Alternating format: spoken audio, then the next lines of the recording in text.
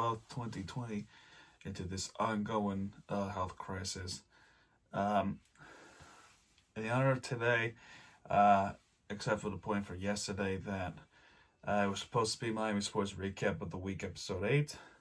Had to be postponed because I had to do a NBA Finals recap in which you guys should go check it out if you haven't done so already, because I will not cover Miami Heat for today because I already done so yesterday. And before I say anything else, there's one more point I haven't mentioned from yesterday, and that is that they did it for Kobe Bryant, in which that he passed away in January. With that out of the way, I'm still hurt by the loss, but I'm getting better. It's really no big deal. We lost in a bad way. And right now, we're going to start off with the loser of the week. Inter Miami 2, that they lost 4-1 against New England. Pretty much had no offense going with Nicholas Firmino, New England, Justin Rednicks, Ryan Spalding, Thiago Mendonça.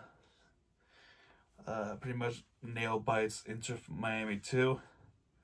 Puts them in loser of the week. Next up, we're going to talk about this was a hard choice between this and the other one, which is Miami Hurricanes. I was going to put them as loser of the week, but then I saw the results of Inter Miami 2, and they were just like plain bad. This game was pretty bad too, but it wasn't as bad as people might think of the score. And there were roughly some great drives that just could not, fell short.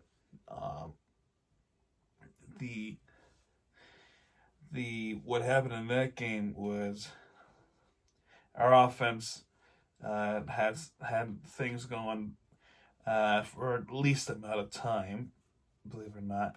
And while our offense not perfect, we did score 2 touchdowns against Clemson, along with a field goal with Jose Borregales with the 42-yard in the second quarter. DJ Ivy with the 48-yard return blocked field goal. Now, with the field goals, Clemson would try to attack on. The Hurricanes blocked about 3 or 4 or 2 to 3 field goals, and that is incredibly remarkable against the best team of the country, the Clemson Tigers. So about 2 to 3 field goals blocked by the special teams, which is a great resort from right there. DJ Ivy is the special teams player who returned 48 yards on a final play of the first half, in which it would have been should have been 3:24, but instead make it 10:21 from the blocked field goal.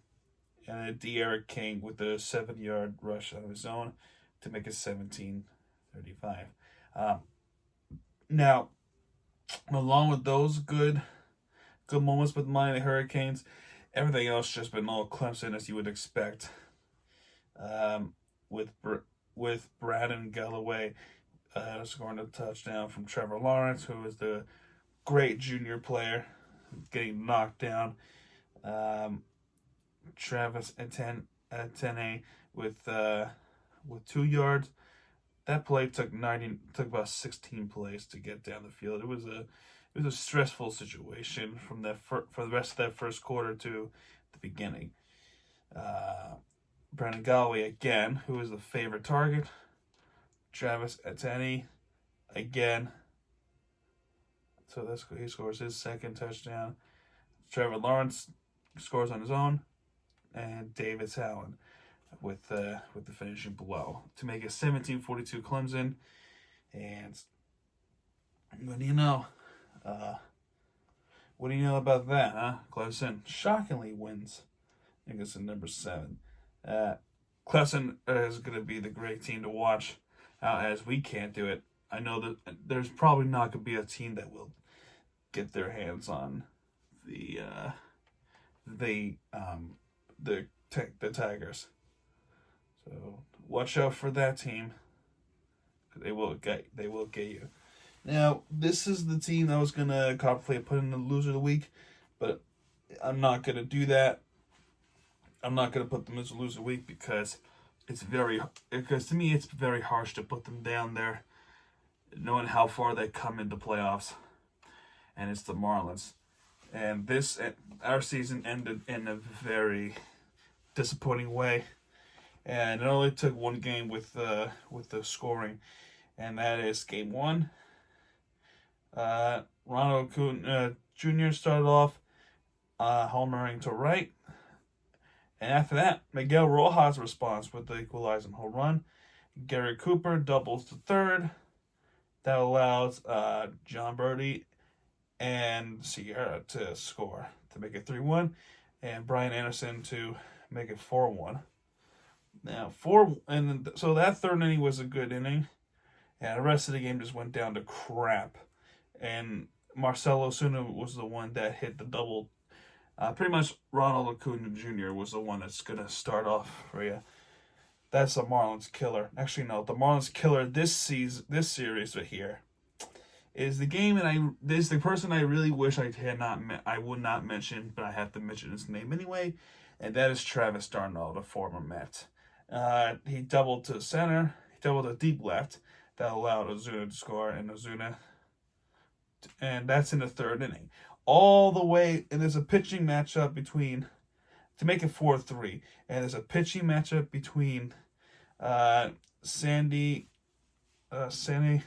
Alcantara and Matt Fried, all the way up there. With some good, with the Braves having the best relief pitchers in the league, Marcell Ozuna would hit a big hit for Riley and Freeman to score to make it 4-4, an equalizer, and then to blow on the 7th inning, Travis d'Arnaud would score a 3-run home run against the Marlins to make it 4-7 Atlanta, and Swanson put the dagger. The match choice single center didn't help Brian Anderson. That's 9-5. That's 9-5 Atlanta, and the rest of the series, no offense whatsoever. Pablo Lopez had a great game with 7 strikeouts, and he only gave up 2 runs. That is by Swanson home run and Travis d'Arnaud home run. That's really all I can say, really. Just those 2 runs, and again, Travis d'Arnaud involving Markakis also had some alert to talk about. Could have been a no-hitter, but it's also a shutout game. Only 2-0, and it did not help at all in a 7-0 win Atlanta in Game 3. That is season 7 match. Marcell Ozuna single to right to make it 1-0. Travis d'Arnaud hit a double to make it 3-0. Swanson hit a sacrifice fly to make it 4-0. Freddie Freeman, who has not had a big hit at all in this series, finally gets a big hit to make it 5-0. And Swanson single to right. Travis d'Arnaud was always that Marlin killer in this series. And then Adam Duvall pretty much put the finishing blow to the Marlins to make it 7-0. And that's all she wrote for the Marlins season for the Braves to advance. Very disappointing end for the Marlins, as they had such a great run. And by the way, the games that they were in Houston. So pretty much my sports teams and I have been cursed with Houston. Even if we're not playing a Houston team, we're still cursed because we're in Houston. And sometimes my team loses in Houston, like Yankees. It's not fun. Really not fun to play against Houston teams, especially if you're in Houston. But we're playing Atlanta and Houston. Just to mention that, and we get eliminated in Houston. That's not fun. Yeah, that's really not fun at all. Speaking of Houston, we'll get to that in a minute. Um, I was really contemplating I should put this team the winner of the week, but after what happened last night, um, this team came very, very close to first place, but they fell just a little short if it wasn't for that one thing that happened. I'll tell you in a little bit. The next team coming in second place is the black and pink Inter Miami. You expect something that would be an L coming up to Red Bull Arena, the first game I attended, in which it was supposed to be a win for the Red Bulls, as what happened with them in Fort Lauderdale, they pummeled them. Luis Robles is out for the game, so it had to be John McCarthy coming and filling in for him to make his Inter Miami debut. He's a former Union player, and then this kid has this kid made a name for himself, and not a bad start for the former Union player. Now, in the first half, there were plenty of good close calls against Inter Miami. One of them was the kick, in which I think it might have been from Aaron Long. I'm not sure who kicked it, but basically McCarthy was a little bit far out. The ball was rolling over to the goal line, just barely missing it. And the guy that really took the breath away of a lot of people, in which Mike, thank God he was there, and that is a FIFA World Cup champion from France, Blaise Matuidi. He was the one that kicked it out. If you don't know who Blaise Matuidi is, he's a French player from Juventus. He was also a teammate with Gonzalo Higuain, who's still a teammate. We'll talk about Higuain in a second, but he is a World Cup champion who beat Croatia at 2018 FIFA World Cup.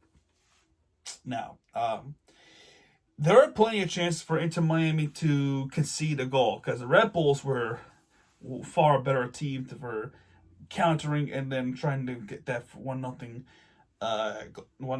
lead. They did eventually get it with Omer Fernandez in the 53rd minute. And you would think by that point it would be, this will not look good for Inter Miami. And the fact that they would give up a goal puts them in the bad position, because anytime Inter Miami would concede the first goal, they're on their way to lose. But 2 minutes later, Matthias Pellegrini equalized it 2 minutes later. It was at that point where the MSG announcers pretty much called Gonzalo Higuain fat, saying he was eating a bunch of pizza in South Beach. Fuck them. So with those hurtful comments on Gonzalo Higuain, they really eat those words, because about 24 minutes, a free kick was earned, and Gonzalo Higuain was going to step up and try to do something creative or go ambitious and try to hit that goal in. And I'm going to put this iPad down right now to tell you the history with this goal. There are plenty of history with this goal right here. Outside the box, Gonzalo Higuain from the free kick, make it 2-1. The best goal of the year so far for Inter Miami. And what a way to make it a first MLS goal in his entire career. After traveling all over the globe and coming from Europe, this was a spectacular goal, if you ask me. Now, he played 431 games in total of his career, and that is including that night. Let me tell you right now, This is the history that I learned. 428 games he's played all over the globe. Not one free kick made for Gonzalo Higuain. Not one. It's 0. He comes into MLS, comes into Miami. He played only 3 games. It only took him 3 games to not only get his first goal of his career in MLS, because he scored a lot of goals around the globe, but this goal is special. It took him 3 games to score his first ever free kick goal. Just imagine that. You play, 15 years in your career all over the globe. You haven't made one free kick goal. Then you come into the MLS and you had your first one ever. That is something very special for Gonzalo Higuain, and I'm proud to have him as in our squad. Just think about that for a minute. Hasn't scored a free kick goal ever in his career. He does that in 3 games after 428. And with that, Inter Miami wins it 2-1 against the Red Bulls. Now, speaking of Houston earlier,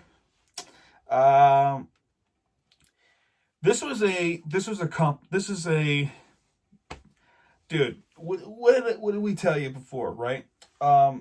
First off, the game was on Twitter. First off, fuck those Twitter announcers because they suck.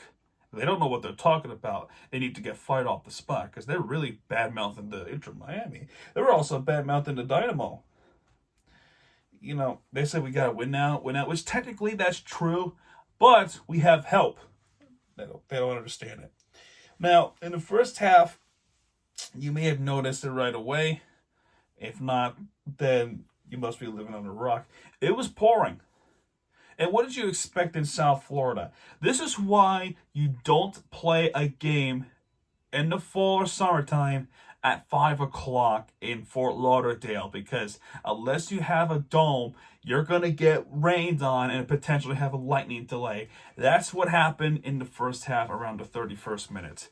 There was a weather delay for about an hour or so. Then the rest of the game rest of the half was very sloppy. The second half didn't help much either. Only in the there was one instant where a penalty was given to Inter Miami, and I was thinking Gonzalo Higuain might go in there and get his revenge and try to redeem himself from that failure penalty kick against the Union, but instead the right choice was made. It'll be Lewis Morgan, our goal scorer, our top goal scorer. He comes in and puts it to the back of the net against the Dynamo, and not only he scores his 5th goal of his season. This is the first ever MLS penalty converted ever. Since that goal, it's pretty much been all into Miami. They had more of a possession of the game, with 56%. That's pretty much about it. Dynamo looked weak. They didn't get much going, and Dynamo fell just a little short with 1-0 L against Inter Miami. And with that, Inter Miami's first ever winning streak, back-to-back wins, and they're looking pretty good. They look really good, and they need to keep that momentum going for Wednesday, because they got it against Atlanta in Fort Lauderdale. At least I think it's in Fort Lauderdale. I'll double check right now. And it is in Fort Lauderdale. So they have a winnable game against Atlanta. Inter Miami currently sits in 12th place. They were up in 11th place at one point. But the team that really blew down was Chicago Fire. That put them back down. So we need Nashville to lose. We certainly need to beat Atlanta, but we really need Chicago, Nashville to lose, and we need to beat Atlanta. Montreal, we need them to lose too. But if we can get 2 of those teams to lose and beat Atlanta, that's a win-win. It's a win-win for all of us. So hopefully it works out the way it could, but we shall see. And finally, winner of the week, first time ever in Miami Sports Recap of the Week history. They did it. Miami Dolphins is when wearing the shirt. Miami Dolphins pulled not a lot of people have expected this result, but it happened anyway. For the majority of the game, the San Francisco quarterbacks look horrendous. Even Jimmy G didn't look fantastic at all. It's pretty much the defense of the Miami Dolphins who just completely keep having Jimmy Garoppolo and CJ Beathard to turn the ball over. With the offense, Adam Shaheen with the 3-yard pass from Ryan Fitzpatrick to make it 7-0. Myles Gaskin with the 1-yard run. I think it's a backup running back.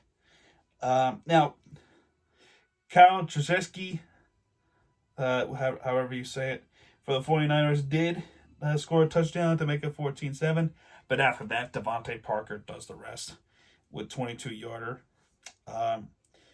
Now, it was either this possession or the next possession.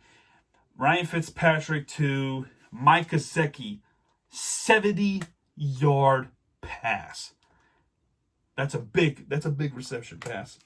And what a pass that was. It looked like the defense was all over him, but it wasn't like that. Now Devontae Parker with the 22-yard catch off the corner of the end zone, which I thought it was going to be out of bounds, but no, he just snatched it right in there. It was a great catch to make it 21-7. And the majority of the rest of the game has been field goals for the Miami Dolphins, except for that one play, which we will get to. But anyway, Garoppolo intercepts the ball, but they come out with a field goal out of it with 24-7. Garoppolo, another turnover. The field goal is made with 27-7. And guess what? What do you expect? This is something very impossible for Jimmy Garoppolo. With Jimmy Garoppolo, with that possession alone, that's his second interception. And to make it 37, the end of that second quarter. Keep in mind, right? There were 38 seconds left in the first half. So, 49ers are going to we're trying to run the ball. But they pass it anyway to try to get that score up, and he gets picked off. And then from that point on, 37, Garoppolo had to be benched. He was having one of those. Garoppolo was definitely having one of his worst games since the Super Bowl. And I hate to point that out for the 49ers fans, but I am being straight with you. CJ Beathard, he looked good in this first possession of the game. He was converting third downs, and he would eventually have Kendrick Bourne to score a touchdown from 19 yards. So he was looking good. So I said it doesn't look good, but the Miami Dolphins responded right back with a 32-yard pass to Preston Williams to make it 37-14. To make it 37-14. Robbie Gould scores the field goal. The rest of that 49ers possession, the defense was all over Beathard with 37-17. The rest of the fourth quarter, there were a couple more turnovers for the 49ers. Most of them were on downs. And with that, Jason Sanders scores two more field goals to make it 43-17, and that is your final score. With Jason Sanders, let's see, 1, 2, 3, 4, 5. He scored 5 field goals. So both offense and defense and everything, a whole Dolphins team was having a great game. That is why they are your winner of the team.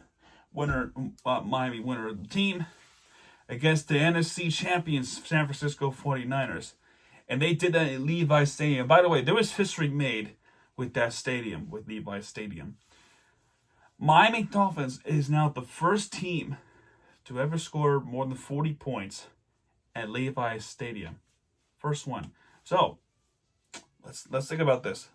Miami Dolphins, an AFC team, comes into Levi's, scored more points than any other team in history in Levi's Stadium. And for granted, Levi's team has a short history. I think the stadium was made around 2013, 2014. I'm not quite sure what year it was, but short history in Santa Clara. Comes in, scored more points than any other team in the NFL. You would think it might be Seattle. Could have been the Patriots. Could have been, could have been Seattle. Could have been the Rams. It could have been the Rams. Both. There was a game where there was more than 38. It could have been like 40. But no, Dolphins topped that with 43. That's insane. Any other team could do that. But the Dolphins did it. They now own the title of most points scored in Santa Clara, in that Bay Area. Enough of that bragging. But I'm telling facts here. This was a magnificent game for the Miami Dolphins.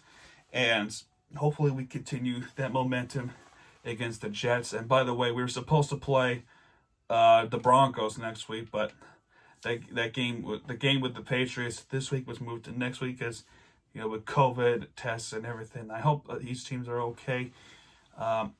So hopefully they recover quickly and get back to the game before NFL schedules are really screwed up, because they're screwed up as it is already with the Titans. We're getting our first Tuesday football ever.